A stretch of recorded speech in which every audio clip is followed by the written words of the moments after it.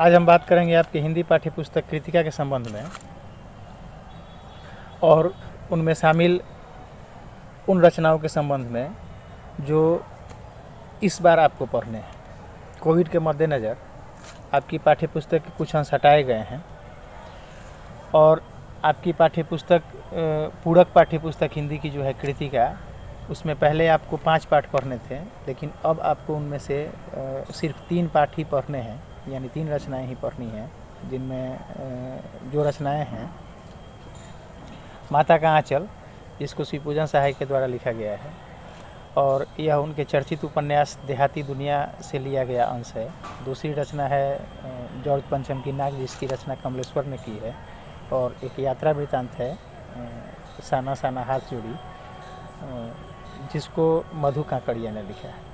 यही 3 पाठ आपके हिंदी की पूरक पाठ्य पुस्तक कृतिका जो है, इससे आप लोगों को अब आप लोगों को पढ़ने हैं और इन्हीं से पाठों से संबंधित प्रश्न आपके परीक्षा में आपसे पूछे जाएंगे। मैं पहले भी बता चुका हूं कि कृतिका से आपके प्रश्न पत्र में 6 अंकों के प्रश्न शामिल होंगे, जिनमें 2 प्रश्न 3-3 अंक के शामिल होंगे। सबसे पहले हम चर्चा करेंगे माता का आंचल शीर्षक पाठ की। तो माता का आंचल शीर्षक पाठ, जैसा कि हमने अभी बताया आपको, कि शिवपूजन सहाय के द्वारा रचित है और यह उनकी चर्चित उपन्यास जो है देहाती दुनिया, उसी से लिया गया अंश है। इस पाठ में आप देखेंगे कि बच्चों की एक ऐसी दुनिया का जिक्र किया गया है, एक ऐसी दुनिया रचाई गई है, एक ऐसी दुनिया बसाई गई है, एक ऐसी दुनिया की झलक हमको इस पाठ में मिलती है बच्चों की, जो आज के बच्चों की दुनिया से एकदम अलग है, एकदम भिन्न है, कहीं कोई तालमेल नहीं है। और इस पाठ का प्रमुख किरदार भोलानाथ जो है, इसका वास्तविक नाम तारकेश्वर नाथ रहता है, लेकिन उसको प्यार से भोलानाथ कहा जाता है। और वैसे भी उसकी छवि इस पूरे पाठ में भोलानाथ वाली ही रहती है।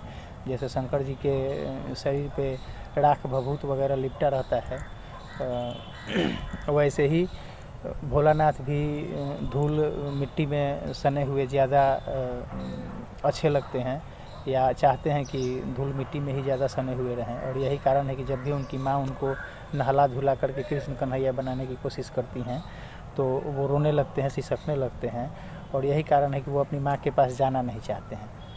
उनका माँ से सिर्फ दूध पीने भर का नाता है, और कभी कभार उनकी माँ उनको ज़बरदस्ती बुला करके या पकड़ करके उनको खाना खिलाती हैं, ये कहते हुए कि जब खाएगा बड़े बड़े कौड़ तो लेगा दुनिया में ठौर। जो देहाती महिलाएं अपने बच्चों को खिलाने के लिए अलग अलग कौड़ जो होता है उसका अलग अलग नामकरण कर देती हैं, बाघवा, बिलैया, तोतवा, मैनवा, सुगवा इत्यादि। तो इस तरीके से करके उनको खिलाती हैं। तो वो खिलाती हैं, नहलाती हैं, उनको साफ़ सुथरा बना करके रखती हैं। उनको कृष्ण कन्हैया बनाने के लिए उनके माथे पर चुल्लू भर करू तेल लगा देती हैं, उनकी चोटी करती हैं, रिबन से उनके माथे पे फूल बनाती हैं। ये सारे काम उनको पसंद नहीं आते हैं। अपने पिताजी के साथ कुश्ती लड़ना, अपने पिताजी के साथ बगीचे में दोल्हा पाती खेलना, अपने पिताजी के साथ नहाते वक्त जाकर के मछलियों को दाना खिलाना, ये सारा काम उनको पसंद है। तो हमेशा अपने पिता के साथ रहते हैं। माता से उनका लगाव कम है, माता से उनका जुड़ाव कम है। और बच्चों की एक बिल्कुल अलग दुनिया जो आज के बच्चों से एकदम इतर है, एकदम अलग है। जैसे आज के बच्चे घरों में बैठ कर के मोबाइल पे खेल खेलना ज़्यादा पसंद करते हैं, जबकि भोलानाथ और उनकी टोली जो है वह बगीचे में या अन्य खुले जगह पे जाकर के खेलते हैं। राम जी की चिड़ई, राम जी के खेत खाले चिड़ई भर भर पेट, ऐसे कह के खेतों में खेलते वक्त वो लोग तुकबंदी करते हैं। या फिर 1 पैसा के लाई बाज़ार में छिटाई, बरखा उधरे बिलाई। तो ये सारी उनकी तुकबंदियाँ हैं। और कृषि प्रधान भारत देश में यदि हम कहें तो वर्षा का एक अलग महत्व है, और किसान हमेशा चाहते हैं कि बारिश हो, अच्छी बारिश हो, लेकिन बच्चों का खेल जो है वो बारिश में बाधित हो जाता है। इसलिए बच्चे ऐसा कहते हैं कि 1 पैसा के लाई बाज़ार में छिटाई, बरखा उधरे बिलाई। इस तरीके की बातें हमको देखने को मिलती हैं इस पाठ में। बच्चे दुकान लगाते हैं, बारात निकालते हैं, अलग अलग तरीके के खेल खेलते हैं। और भोलानाथ के पिताजी हमेशा उनके साथ रहते हैं, उनका साथ देते हैं। उनकी हर छोटी बड़ी हरकतें जो है, चाहे वो खेल रहे हों, चाहे वो किसी को चिढ़ा रहे हों, चिढ़ाने के लिए अपने शिक्षक को, मास्टर साहब थे, उनका नाम मूसन तिवारी था, उनको चिढ़ाते थे कि बुढ़वा बेईमान मांगे करैला के चोखा, ऐसे करके अपने शिक्षक को चिढ़ाते थे। एक बार इन्होंने देखा कि एक बूढ़ा व्यक्ति कम उम्र की किसी लड़की से शादी करके जा रहा है, तो उसको इन लोगों ने चिढ़ाना शुरू किया, रहड़ी में रहड़ी पुरान रहड़ी, डोली की कन्या हमार मेहरी। ये सारी हरकतें देखने को मिलती है। और भोलानाथ जो हैं, उनका अपने पिता से बहुत अधिक लगाव है, ज़्यादातर समय उनका पिता के साथ ही बीतता है। ये सारा कुछ हमको इस पाठ में देखने को मिलता है। अचानक इस पाठ का शीर्षक, अब यदि हम ये कहें कि पिता के साथ रहते हैं, माता का आंचल रखा हुआ है, तो आपसे एक प्रश्न पूछा जाता है परीक्षा में, शीर्षक की सार्थकता स्पष्ट कीजिए। शीर्षक की सार्थकता स्पष्ट करने के लिए, यानी कि जो शीर्षक दिया हुआ है इस रचना के लिए, इस कहानी के लिए, या जो भी है उसके लिए जो शीर्षक दिया हुआ है वो सार्थक है कि नहीं है। तो जहाँ तक यदि हम इस पाठ के शीर्षक की सार्थकता की बात करें, तो हम कहानी के अंत में देखते हैं कि बच्चे बगीचे में खेल रहे हैं, बारिश हुई रहती है और कहीं गड्ढे में पानी लगा हुआ है। तो बच्चे क्या करते हैं, उनको एक व्हील दिखाई देता है और बच्चे उसमें पानी उड़ेलना शुरू कर देते हैं, ऐसे अंजूरी से लेकर के उसमें पानी डालना शुरू कर देते हैं। तो बच्चों का आकलन ये था, बच्चे ये सोच रहे थे कि इसमें से क्या कहते हैं, गणेश जी की सवारी निकलेगी और हम लोग उसके पीछे पीछे दौड़ेंगे, उससे खेलेंगे, उसको तंग करेंगे, परेशान करेंगे। लेकिन होता क्या है कि अचानक उसमें से शंकर जी का सांप निकल आता है, ठीक है। और जैसे ही बच्चे सांप को देखते हैं तो सबकी सिट्टी पिट्टी गुम हो जाती है और सब वहाँ से बेतहाशा भागते हैं। भागने के क्रम में किसी का कुर्ता फटता है, किसी का पैंट फटता है, किसी का पैर छिलता है, किसी का ठेहुना छिलता है। गिरते पड़ते जैसे तैसे ये लोग अपने अपने घरों को भागते हैं। भोलानाथ के पिताजी बाहर बरामदे पर बैठ करके अपने मित्रों से कुछ चर्चा कर रहे होते हैं। भोलानाथ को भागते हुए, बेतहाशा दौड़ते हुए, आते हुए जब देखते हैं तो उनको लगता है कि भोलानाथ हमारे पास आएंगे।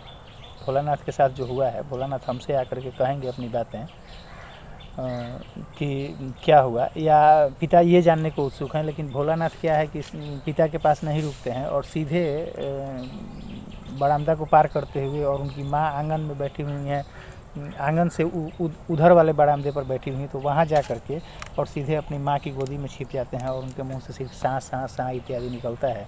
माँ उनको अपने गोद में छिपाती हैं, उनके ऊपर अपना आंचल डालती हैं, उनके सर पर हाथ फेरती हैं और भोलानाथ को अच्छी नींद आ जाती है। इस पाठ के माध्यम से सबसे बड़ी सीख जो लेखक ने हमको दी है, जो मिलती है, वो ये है कि भले ही हमारा लगाव, हमारा जुड़ाव, हमारी नज़दीकी किसी से हो और कितना हो, लेकिन आपत्ति के समय में, विपत्ति के समय में, संकट के समय में जब हमको हमारा कोई अपना नहीं दिखता है, तो उस समय सबसे करीबी जो होती है वो हमारी अपनी माँ होती है। और माँ के आंचल की छाँव में किसी व्यक्ति को जो सुकून मिलता है, जो आराम मिलता है, जो चैन मिलता है, वह कहीं अन्यत्र संभव नहीं है। वह अन्यत्र एक तरीके से हम कहें कि दुर्लभ है।